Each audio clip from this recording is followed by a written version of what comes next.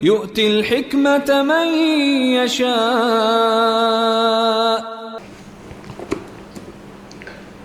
السلام عليكم ورحمة الله وبركاته.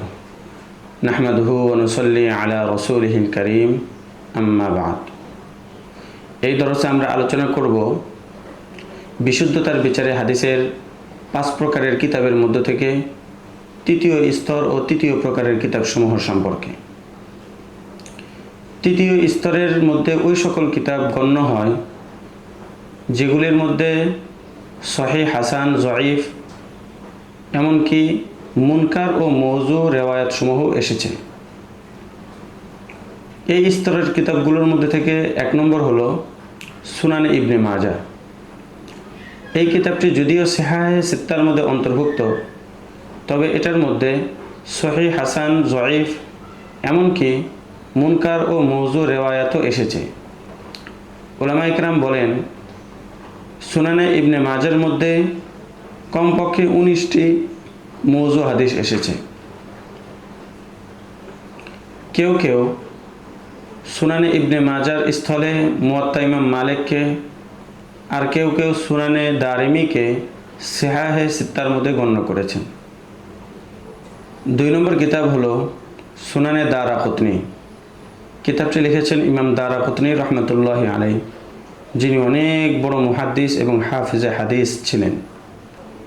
তিনি এই কিতাবের মধ্যে আহকাম সংক্রান্ত হাদিস লিপিবদ্ধ করেছেন এবং হাদিসের সনদের উপরেও কিছুটা আলোকপাত করেছেন।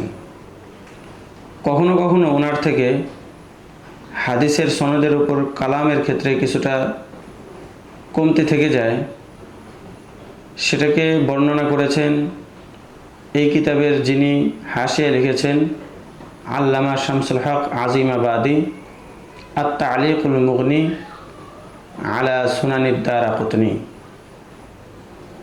এটার মধ্যে সামান্যতম দুর্বলতা থাকলেও সনদের মধ্যে সেটা তিনি উল্লেখ করে দিয়েছেন। 3 নম্বর কিতাব হলো আস-সুনানুল কুবরা লিল বাইহাকি। কিতাবটি লিখেছেন ইমাম বাইহাকি রহমতুল্লাহি আলাইহি। তিনি ইমাম দারাকুতনির ছাত্র ছিলেন। ইনি অনেক বড় মুহাদ্দিস। এই কিতাবটিকে তিনি রচনা করেছেন ফিকহে শাফিঈর প্রসিদ্ধ মতন মুখতাসরুল মুজানি এর তারতিব অনুযায়ী। এই কিতাবের মধ্যে ফিকহে শাফিঈর অসংখ্য অগণিত দলিল পাওয়া যায়। ফিকহে শাফিঈর দলিলগুলোকে অনেক শক্তিশালীভাবে উপস্থাপন করেন, পক্ষান্তরে হানাফি মাযহাবের দলিলগুলোকে খুব দুর্বলভাবে উপস্থাপন করেন এবং সেগুলোকে দুর্বল প্রমাণ করার চেষ্টা করেন। এই কিতাবের উপর একটি হাশিয়া লিখেছেন আল্লামা ইবনে তুরকমানি আল জাওহারুন নাকি নামে, যেখানে হানাফিদের অনেক দলিল একত্রিত হয়েছে এবং শাফিঈদের দলিলের জবাব দেওয়া হয়েছে। 4 নম্বর কিতাব হলো মুসান্নাফে আব্দুর রাজ্জাক।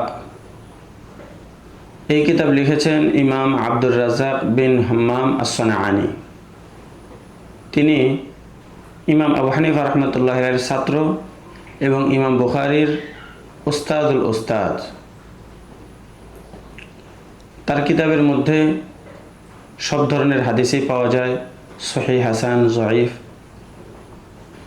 5 নম্বর কিতাব মুসান্নাফে আবি বকর ইবনে আবি শাইবা। এই কিতাবটাও মুসান্নাফে আব্দুর রাজ্জাকের মতো। ইমাম আবু বকর ইবনে আবি শাইবা সিহাহে সিত্তার লেখকদের মধ্যে থেকে অধিকাংশেরই উস্তাদ। মুসান্নাফে আব্দুর রাজ্জাক এবং মুসান্নাফে ইবনে আবি শাইবার মধ্যে হানাফি মাযহাবের মুওয়াফিক অনেক দলিল এবং হাদিস পাওয়া যায়। এই কিতাবের হাদিসের মধ্যেও সহিহ, জয়ীফ, হাসান সব ধরনের হাদিসই রয়েছে। 6 নম্বর কিতাব মুসনাদুত তয়ালিসি। ইমাম আবু দাউদ তয়ালিসির লিখিত কিতাব। ইনি ইমাম আবু দাউদ আস-সাজিস্তানির পূর্বের যুগের মানুষ। তার কিতাবের মধ্যেও সব ধরনের হাদিস পাওয়া যায়। 7 নম্বর কিতাব সুনানে সাঈদ ইবনে মানসুর। এই কিতাবের ভিতরে মুআজ্জাল, মুনকাতি', মুরসাল সব ধরনের হাদিস বিপুল পরিমাণে পাওয়া যায়। 8 নম্বর কিতাব মুসনাদুল হুমায়দি। এই কিতাবটি ইমাম বুখারীর উস্তাদের লিখিত, যিনি ইমাম আবু হানিফার কঠোর বিরোধী ছিলেন। কিতাবটি 2 খণ্ডে প্রকাশিত হয়েছে। 9 নম্বর কিতাব হলো ইমাম তাবারানী রহমতুল্লাহি আলাইহির 3টি মুআজাম, আল মুআজামুল কাবীর, আল মুআজামুল আওসাত, আল মুআজামুস সাগীর।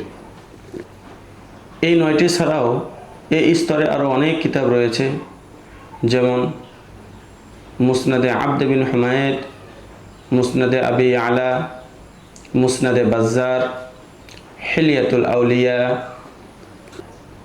দালাইলুন নবুওয়া লিল বাইহাকি, দালাইলুন নবুওয়া লি আবি নুআইম, তাহজিবুল আসার লি ইবনে জারির, মুসনাদে ইবনে জারির। এই কিতাবগুলোও 3য় স্তরেরই অন্তর্ভুক্ত।